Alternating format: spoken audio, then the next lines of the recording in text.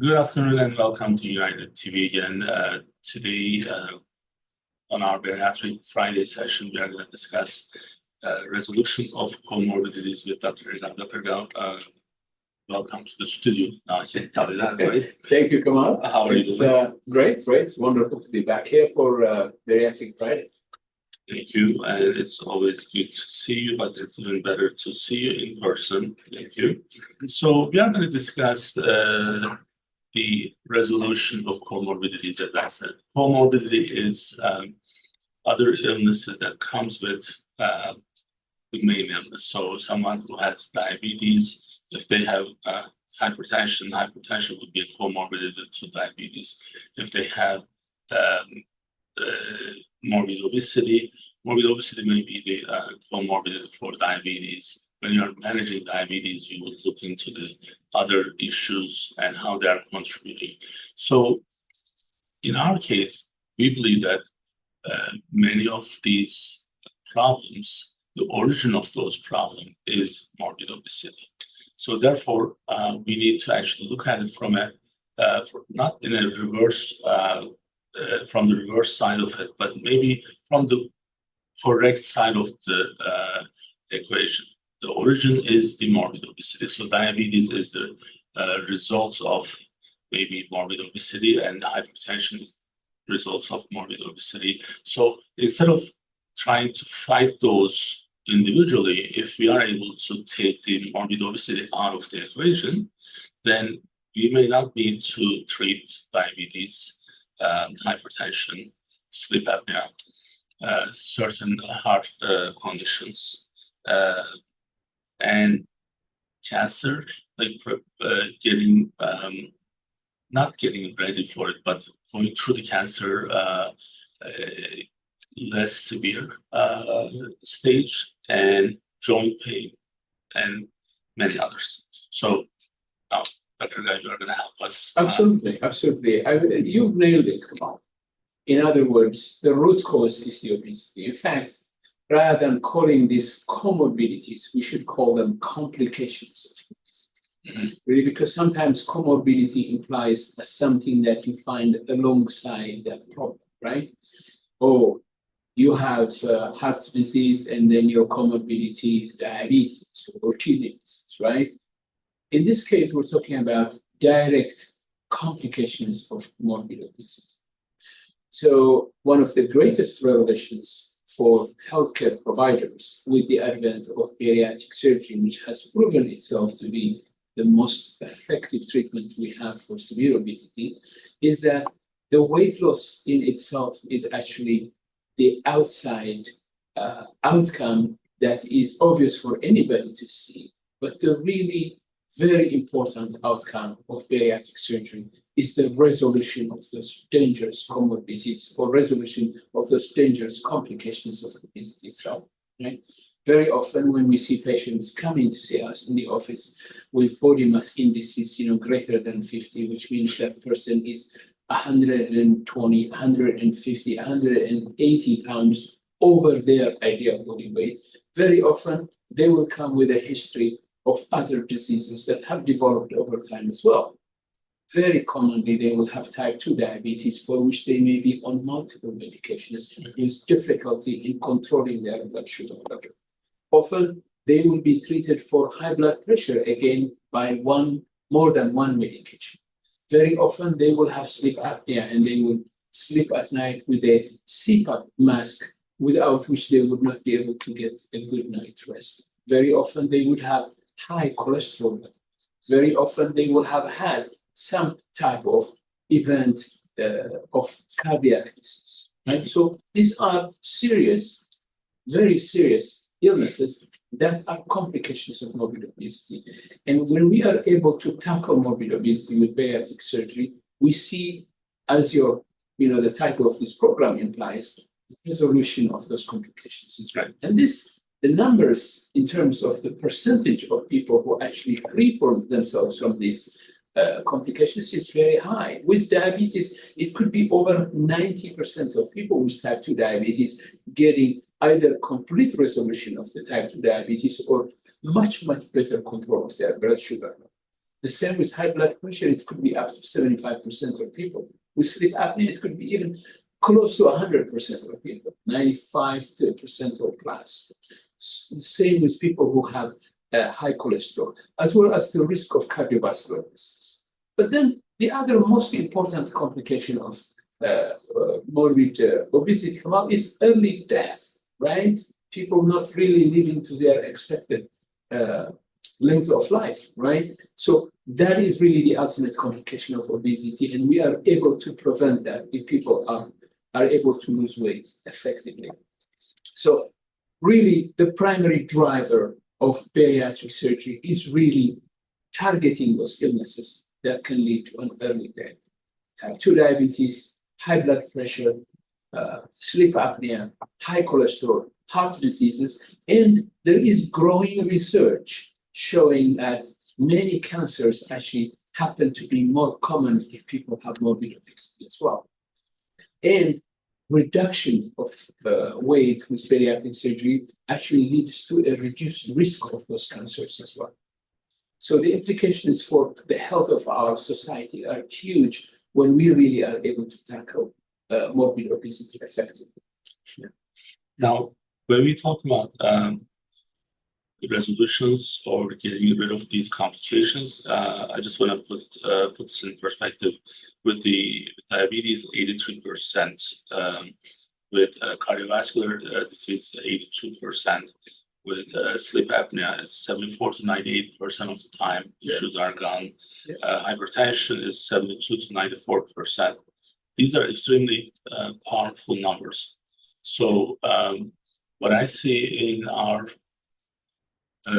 non-bariatric program with the Accountable Care Organization, in some cases, I'm maybe more selective when part of my training comes from bariatric in terms of case conferences. So I look at the patient's hypertension, A1C.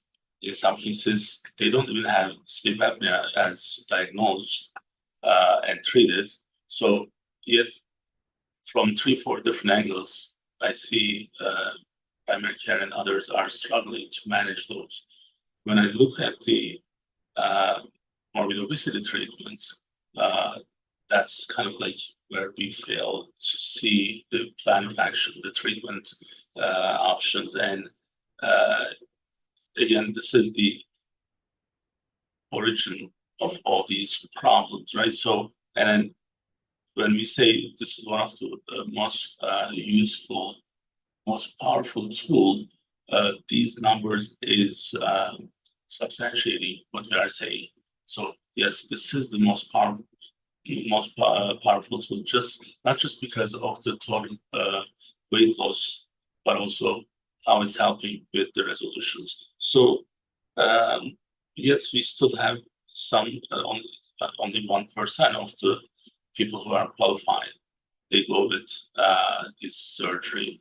Now, the other day we were discussing this in our provider meetings, and I share this with them as well. Like today, we had a patient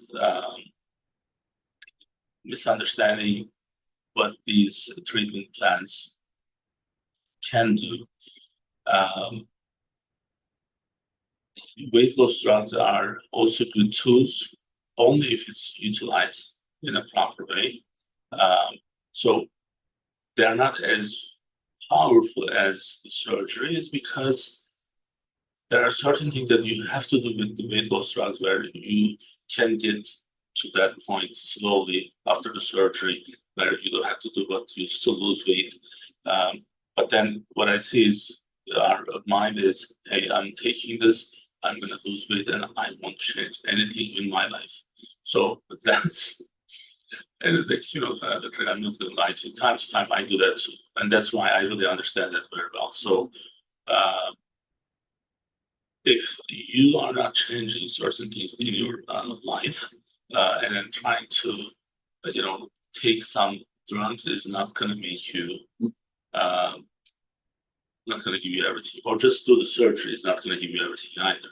So there are certain things that we have to do, but focusing on the comorbidity side of it, when I see patients taking 12 medications, none for morbid obesity, 3 for hypertension, 3 for diabetes, some with the COPD, and it's just kind of like, to me, I see that as a huge trouble with that medication. How do they manage it?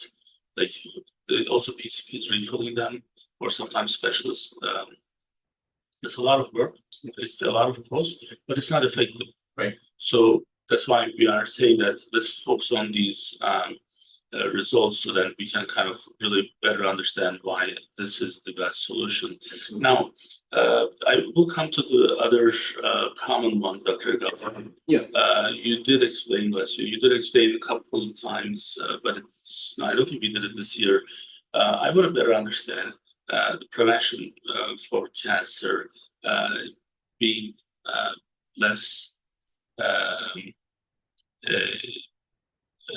heavy, I guess, not having morbid obesity and cancer. If you can explain that to us, because cancer is one of the still one of the biggest problems in the healthcare as a disease in this field. So, and it's costly, but also it's costly not just financially, but it's costly because not everyone is able to survive. With morbid obesity and the impact on cancer, let's better understand that a little. Absolutely, absolutely. So this is an evolving field where a number of epidemiological studies have demonstrated that the higher the body mass index, the higher the risk of developing certain cancers, whether it's breast cancer, whether it's uterine cancer, whether it's colon cancer. It has been seen. Mhm. But the other thing that has been seen in studies have shown also is that when people undergo bariatric surgery and there is dramatic weight loss, the risk of developing cancer also goes down, right? So we know that obesity has something to do with the development of cancer as well. The actual mechanisms are more theories right now than having been proven. We know that obesity drives constant inflammation throughout the body, and constant inflammation may be related to the development of some cancers as well. So although we don't know exactly what the mechanisms are that are driving the development of cancers in the setting of obesity, we have seen direct evidence that weight itself is a major driver of the risk of developing cancer, and reduction of weight also leads to a reduced risk of many of these cancers as well. For instance, one of the very commonly seen phenomenon right now is that the age at which people are developing colon cancer is getting lower and lower, meaning that younger and younger people are developing colon cancer, who used to be associated with an age which was much more advanced before, right? But now we know that there is a lot more obesity among the younger people as well. And obesity by itself that may be the main driver. So it is huge. It is huge. This is really the implications of understanding obesity and the complications that come with it. And really focusing on reducing obesity will help to decrease many illnesses that are frankly life-threatening. So the other part is we discussed in the first session of this cycle is the different bariatric surgery types. So does that make any difference, even if weight loss may be the same, but having gastric bypass versus gastric sleeve or band, like in terms of resolutions, does that have any impact on the outcome? So in general, any intervention that will lead to significant weight loss will be mirrored by a significant decrease in the complications of obesity, or all those illnesses that we speak. But for something like type 2 diabetes, there seems to be an advantage of procedures like gastric bypass, or even to a greater extent, duodenal switch. What is common about gastric bypass and duodenal switch, Kemal, is that there is rerouting of the intestine. And that rerouting of the intestine by itself seems to affect the resolution of type 2 diabetes much more quickly and perhaps even more significantly when compared to other procedures where there is no rerouting of the intestine. So if you take somebody, for instance, who has type 2 diabetes, whether they have gastric bypass or the gastric sleeve, they will see an improvement in type 2 diabetes, right? But very often with gastric bypass, you may see an immediate improvement of diabetes even before the weight loss occurs. One of the greatest observations of the teachers that, taught our generation of bariatric surgeries, and I'm talking people who really started this over 30 years ago, is that they saw patients come into the hospital to have gastric bypass, which was the most common operation. And I'm talking about 35, 40 years ago. Right? These patients would be patients that have horrible diabetes. They would be on insulin. And those were the days when if you were to get an operation, you would be in the hospital 2-3 days before, right? You were admitted 2-3 days before, and then you would be in hospital, obviously, for days, if not longer, after the operation as well. What they have observed is that these patients would come to hospital 2 days before their surgery, and when they are being prepared for surgery, they would be on insulin because the insulin is one of their medications that they came to the hospital with, right? So the doctor would write an order for them to have insulin as well. They've been having insulin until, the day of their surgery, and then they have surgery, and then they go to the floor, and the doctors would write, okay, for this level of blood sugar, I want you to give them this much insulin. For this level of blood sugar, I want you to increase the insulin so much. And they would give them what's called a sliding scale, which means that the nurses would check the blood sugar, and according to where the blood sugar is, they would give insulin. But guess what happened? For many of these patients, as early as the first night after surgery, their blood sugar would normalize with no insulin at all. Now they haven't lost an ounce of weight yet from the surgery, and yet there is improvement in diabetes. So gastric bypass and procedures like gastric bypass, where there is really rerouting of the intestine, seem to have a much more profound effect on type 2 diabetes compared to other procedures, where the resolution of type 2 diabetes has to wait for significant weight loss to occur. Now, this phenomenon of improvement of type 2 diabetes immediately after surgery does not occur with all patients, but it occurs in a good percentage of patients, really, to the extent that there are places in the world where doctors are recommending procedure like gastric bypass for patients who have type 2 diabetes, and they may just be marginally overweight, body mass index of 27, 28, right? So there is really a profound improvement in what's called the metabolic profile of people when bariatric surgery is performed. Sure.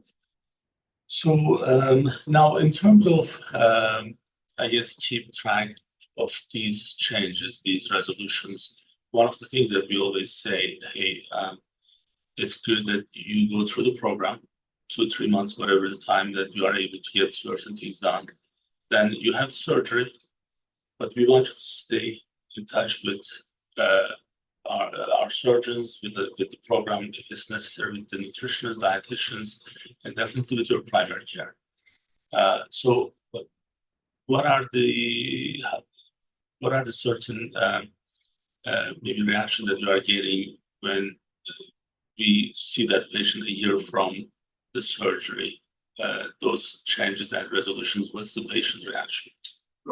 Great. I mean, one of the regrets about the surgery that many patients will tell you is, I wish I had done this 10 years ago, right? Meaning that they had been living for 10 extra years, right? Because they haven't had the surgery 10 years ago with the diseases that have become worse over the years. So when patients find out, they go to their doctor, they're not on any blood pressure medication, and yet their blood pressure is now normal. When they find out they don't have to take insulin any longer because their blood sugar has normalized without any medications, they're really very, very excited. But also they are excited because the prospect of living with those diseases was not only in the fact that they had to worry about taking medication every day, they had to worry about the complication of those diseases as well, right? High blood pressure, Kemal, can lead to stroke. High blood pressure can lead to kidney disease, right? Kidney failure. high blood pressure can lead to heart disease. Similarly, type 2 diabetes can lead to blindness, it can lead to kidney failure, it can lead to foot problems, it can lead to nerve damage that are very often irreversible. So when you have type 2 diabetes, you are facing at a future with the possibility of those illnesses. And once you have gone, what a relief it is. How much weight has been taken off your shoulders? Essentially. So patients are absolutely delighted and elated. They feel as if they've gotten a second chance really to live their lives without worry. And you don't even have to wait a year to see this. One of the most common calls we get, as early as 4 or 5 weeks after surgery, these patients say, I am feeling dizzy. Okay. The first question I ask them is, are you still taking blood pressure medication? And they will say yes. I say, well, you are feeling dizzy because now you're taking blood pressure for a normal blood pressure. And guess what? When you have normal blood pressure and you take blood pressure medications, your blood pressure goes down. And when your blood pressure goes too far down, you start feeling dizzy, particularly when you get up from a lying or sitting position. So we ask patients to decrease their blood pressure medications, call their primary care doctor or their cardiologist, their provider who prescribe their medications, and discuss with them about ways to decrease the amount of blood pressure medication they have to take. And it's the same thing for type 2 diabetes as well. Patients would be taking their medication. It's a few weeks or even days sometimes after their surgery, and they find out that when they check their blood sugar, the blood sugar is too low, right? Which means that they don't need the medication anymore. So that's kind of, to me, it's interesting in a way that, so someone who should know and expects to get certain things done as from the patient perspective. Mm-hmm. But then when they complain about what, in your example, when they complain about feeling tired, that means they actually don't know what those drugs do to them. Right? So, because if they did, if they were well educated about those drugs, then what would have happened is, hey, I'm feeling differently, my weight is done, and now I should not be maybe taking this. So that's also kind of like part of the reason we do these events. So there's always something that you pick up, and I do. It's just maybe 7 or 8 times that we cover this topic. There are new things that we pick up, and patients should be well aware of what they are taking, how much they are taking, going through their regular exams, following our team visits post-surgery. So these are all important things. One of the other issue that I see, Dr. Erkan, with the resolution, although we just maybe put this under the joint pain, but number of people who are going through joint pain-related surgery and then who have morbid obesity. So, it's kind of like it's second nature for me now. Like as soon as I see that, I'm like, hey, the recovery is going to be very difficult if you don't lose weight.